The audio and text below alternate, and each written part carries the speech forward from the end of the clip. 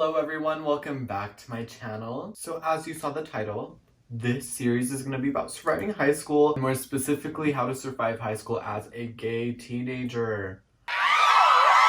Okay, many people asked why I transferred to Corner Canyon High School. As many of you saw, I showed up in a limo.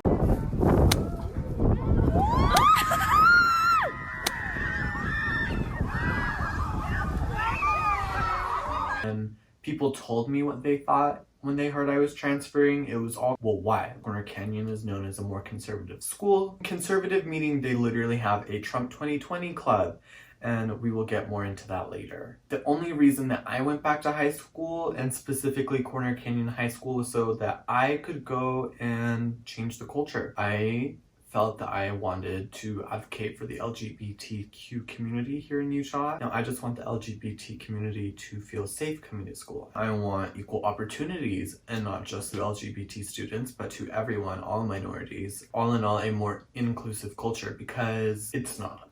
So my friend Karen, who's very involved in the LGBT community here in Utah, as well as other places, I was telling her about the limo on the first day of school and my plans. She thought it was not the best idea, not because she didn't think it was awesome, but more because she was scared that people at school would be scared to be friends with me. And unfortunately, I do think that is the case in some ways. Me being me, I am the outgoing person that does like to make friends, and I love talking to everyone. So I didn't necessarily care about that part. It also brought a lot of attention and spotlight onto me, which, I mean, I guess I also asked for. At my old high school, they saw me go from freshman Hunter, who just came out,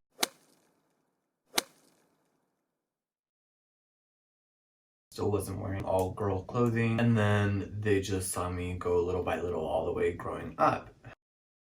However, here at Corner Canyon High School, I just showed up in a limo one day and was like, hey, I go here now. And so I can definitely see how some people were like, whoa. But all in all, this shouldn't be a thing happening. Whether I showed up in a limo or not doesn't give you the excuse to call me faggot, to be a bully, to be homophobic in any way. I've narrowed it down to 3 things that I think are contributing to the toxic environment in the culture that I go through. And those 3 things are a toxic religion, toxic masculinity, and white privilege. Here in Utah, there is the LDS Church, and they dictate a level of hate towards the LGBT community that all of us kind of have to be okay with. Otherwise, we're the intolerable people here. It's not like they said it one time and we're still mad. It's that they keep going back on this subject. They keep trying to take away more rights. They oppose the ban on conversion therapy. They don't believe in gay marriage, etc. They just keep touching on the subject. And it's just giving people a part of this religion to discriminate against minorities and say, oh, well, because our church opposes this, it's okay to make fun of you for it. And that's just something to think about. That's one of the things that I personally believe that contributes to the culture. Now, toxic masculinity.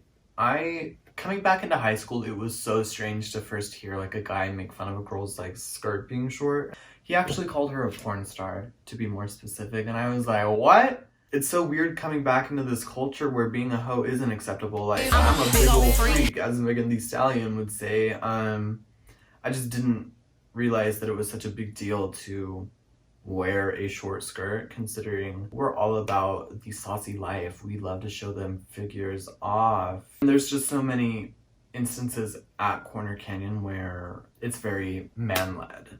White privilege, there is so much racism at Corner Canyon that it's crazy. Just yesterday I heard someone say some really disgusting things. There is a Trump 2020 club. Now obviously a Trump 2020 club doesn't mean racism. Having a Trump 2020 club at my school might help you connect the dots to what type of culture we have there.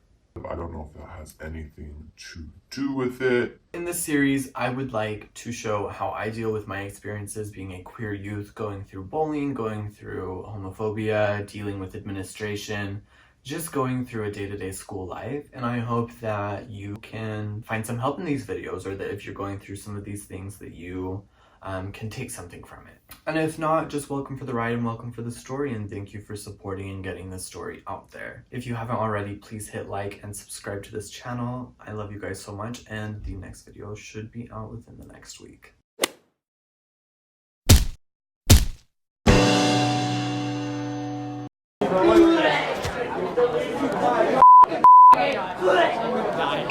Oh my god.